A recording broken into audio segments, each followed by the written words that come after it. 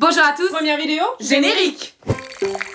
Maud, Catherine, aujourd'hui on parle de quoi? D'un artiste, D'un génie, d'un gentil ou d'un combat? Ces gens-là qu'on connaît trop, ces gens-là qu'on connaît pas, ces gens-là. ça pourrait être toi.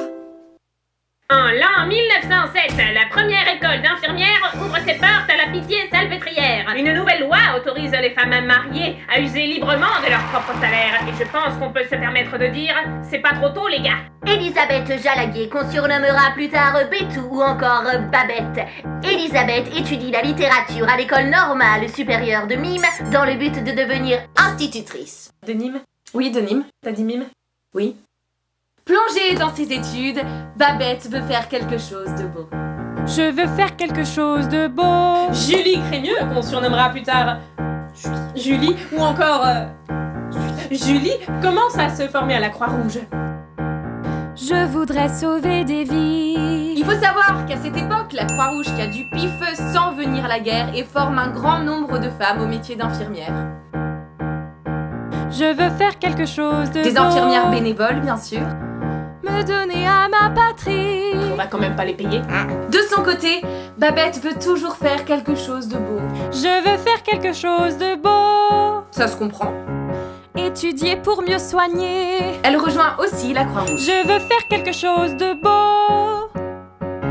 M'instruire, agir, m'entraîner. Je veux faire. Nous sommes le 1er août 1914. Il est 16h, La guerre éclate et un ordre de mobilisation générale est lancé. c'est-à-dire que tous les hommes sont appelés à combattre. Et là, chose très importante, Très importante. assez ouf même, Au premier coup de canon, et sans aucun appel de l'État, rien, 100 000 femmes se mobilisent pour s'occuper des blessés, 100 000 femmes de toutes les classes sociales. de tous les âges qui s'unissent pour soigner.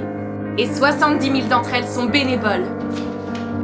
Je veux sauver leur vie, armée de mes pansements. Soigner leurs souvenirs de sourires bienveillants. Regarder dans les yeux leurs visages déchirés. Consoler ces enfants qu'on oblige à tuer. Elle travaille dans des hôpitaux de gare pour réceptionner les blessés à leur arrivée sur le front, Dans des hôpitaux militaires. ou encore dans des hôpitaux organisés par La Croix-Rouge. Soldats, à table. Oh là là, mademoiselle Babette, pardon, je vous ai pas fait mal? Tout va bien, ce n'est pas grave. Vous avez besoin d'aide? Oh, à vrai dire, oui. Ma jambe me fait très mal aujourd'hui. Vous êtes blessé?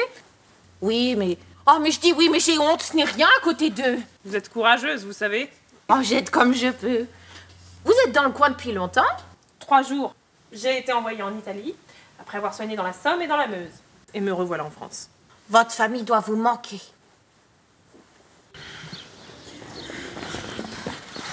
Je vais refaire votre pansement.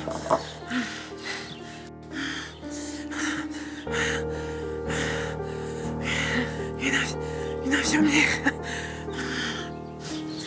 Je ne rêve pas. Eh oui, une infirmière, une vraie. Vous souffrez beaucoup?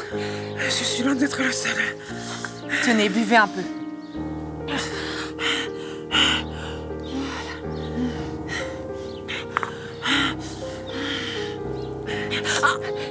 J'ai presque fini, courage. Voilà.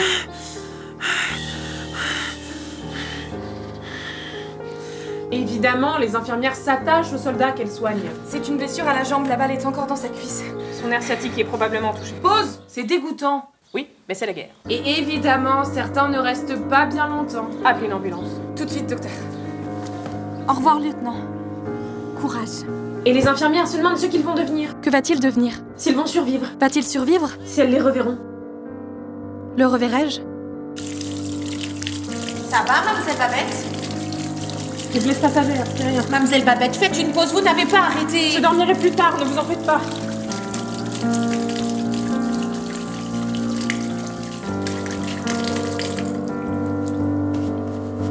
Je dois sauver leur vie, armée de mes bandages. Ces soldats forment un corps qui n'a plus de visage. Même dans leur sommeil, j'entends leurs gémissements. Ils m'appellent tous Babette, mais moi dans les regards, parfois je lis maman.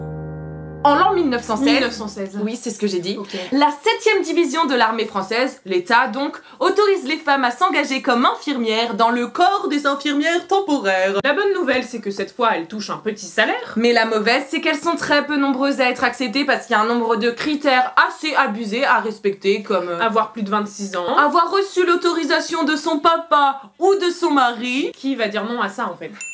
Tu veux gagner ta vie en sauvant des vies et faire un métier dont la France a énormément besoin en ce moment? Oui. Eh bien c'est non. Il faut aussi avoir de l'expérience et s'engager pour... Oups. Il faut aussi avoir de l'expérience et s'engager pour toute la durée de la guerre et les 6 mois qui suivront. Bref, c'est un petit pas pour la femme et un grand pas pour... Personne en fait. Bah ouais, non, personne. Aujourd'hui, c'est jour de visite. Je veux que tout soit bien rangé, histoire que nos invités soient bien accueillis. Et c'est la guerre, mais quand même. Vous en faites pas, mon capitaine. Je les surveille. C'est ça, Bola, je compte sur vous. Vous faites une partie?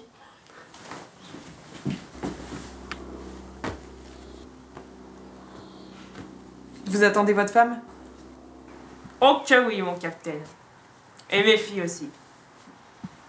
Sauf si elles sont trop fatiguées, mais je la connais, ma Jeannette. Hein. Elle fera tout pour. Elle sait que je souffre beaucoup. Boda, je dois vous avouer que ce bras-là ne me dit rien qui vaille. On va le montrer au patron, d'accord?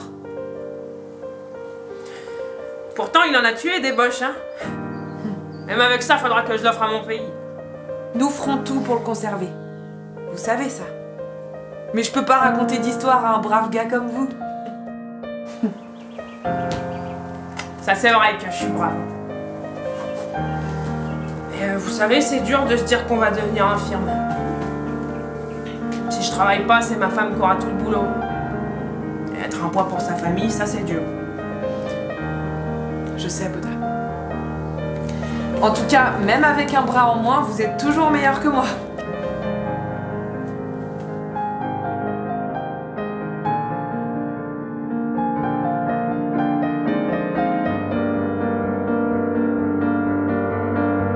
Ma guerre est pour la vie, mais la leur c'est pourquoi. On leur dit vos ennemis, ce sont ces hommes là-bas. Le choix de quelques-uns sacrifie des milliers. Moi j'ai entre les mains leur gueule toute cassée. Votre guerre c'est pour qui? Votre guerre c'est pourquoi? Qu'a-t-on fait de ces hommes qu'on déguise en soldats? Je soigne pour l'État les hommes qu'il a blessés. Mais reprends-toi, Julie, souris, tu as des vies à sauver.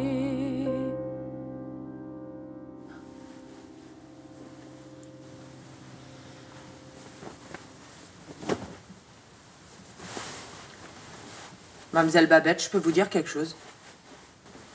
Tout ce que vous voulez, petite patte. On a appelé ce soldat Petite Patte parce qu'il avait des jambes très petites et très blessées. 75 éclats d'obus, si vous voulez le chiffre exact. C'est dégoûtant. Oui, mais c'est la guerre. Mademoiselle Babette, je pensais pas que vous seriez capable de faire ça. Quoi donc? Ah, assister à un tel spectacle, plonger vos mains dans le sang. Vous avez du courage et vous vous y prenez si bien.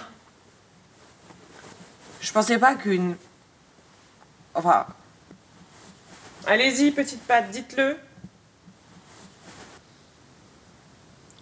Je pensais pas qu'une femme fragile comme vous serait capable de faire ça. Eh bien, la guerre nous aura au moins donné ce mérite. En fait, nous sommes un peu comme des camarades, vous et moi. Mais nous sommes très différents pourtant. Moi, j'ai pas eu d'autre choix que de donner la mort. Et vous, vous avez choisi de redonner la vie. Ce que je veux dire, c'est que... je vous admire, mademoiselle Babette. Merci beaucoup, camarade.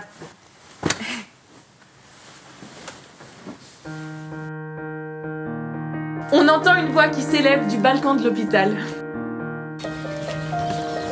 Le docteur va vous recevoir. C'est le lieutenant que Julie avait rencontré au tout début de la guerre. Ils se sont retrouvés par hasard, ils échangent des nouvelles. Ils sont heureux de se revoir. Plutôt très heureux, mais... Oui, bon, ça va. De son côté, Babette est à Pierrefonds. Un village près de Compiègne. En Picardie, quoi. Babette, il faut partir vite. Reste avec mes blessés. Laissez-moi, chère infirmière, vous féliciter pour tous vos sacrifices. 18 mois après notre rencontre, je vous trouve encore à la tâche sacrée. Qui se dirige vers l'hôpital? Une tâche que vous vous êtes vous-même imposée. Combien de fois l'ai-je revécu cette nuit où un ange en uniforme blanc s'occupa de moi et me donna à boire? Un sourire lumineux parmi les horreurs de la guerre. Je t'en supplie! Protège-toi, j'ai encore quelqu'un à soigner. Je dois sauver leur vie, soulager leurs blessures. Au nom de la patrie, faire une dernière. Un sourire sacrifié, par amour pour la vie. À vous, chère infirmière, je dois dire merci. À Captain Julie. À la brave Babette. Olga, Henriette, Louise, Marie. À vous toutes, infirmières inconnues. Gueule cassée parfois, mortes pour redonner la vie. À ces anges blancs qui ont accompagné nos soldats avec douceur et courage. À Babette, À Julie. À ces gens-là.